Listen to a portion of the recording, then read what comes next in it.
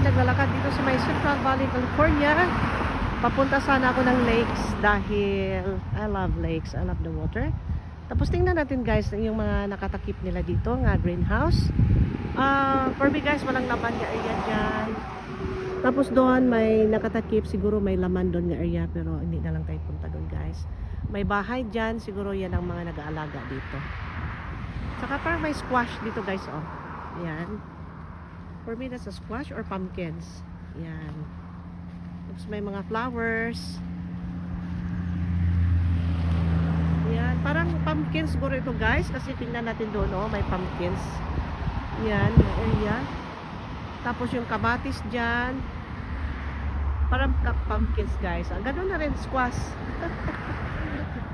Squash na rin yan sa atin. Tapos again guys, continuation ng mga kamatisan nila guys, oh. Yan, ang laki ng kamatis dito guys. Tingnan natin, lapit tayo. Pagkatitingnan tayo ng may-ari nito. Ito guys, malaki, parang beef na kain ng tomato guys, oh, ang laki. Malaki siya. Doon naman sa kabila, yung pinagalingan natin, it looks to me Roma tomato. Look at this guys. Very, very beautiful. Very big. Hilaw pa ito siya guys. But again, one of these days, ma-harvest na rin po ito sila. Ang laki. Oh, ano? For me, parang beef na klaseng tomato. Tingnan natin guys, explore natin. Hindi naman tayo kukuha ng ano dito. Ano lang, vlog lang, basically vlog. To share. Tingnan mo guys, oh, tapos doon parang mahinog na siya. Pahinog. Tapos parang mahinog dito guys, oh. Yan, ito napakalaki, oh. Tapos parang kinakagat ng ano, insekto guro.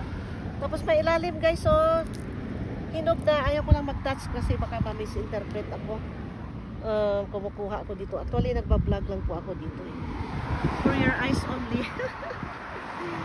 Very beautiful. Ang ganda ng mga kamatis guys. Guwapa, kaayo. Tingnan mo guys. Oh, yung iba hinog na.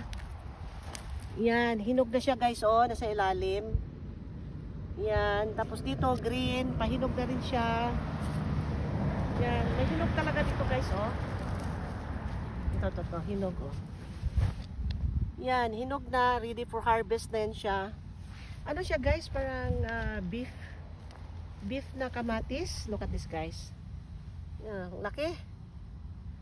Yan, pahinog na rin sila guys. O to, hinog na talaga to. Ready for harvest. Ito yung mga kamatis guys nga, nasundan ko nga, nagda-drive ako dito sa may Central Valley, California. Yan sila.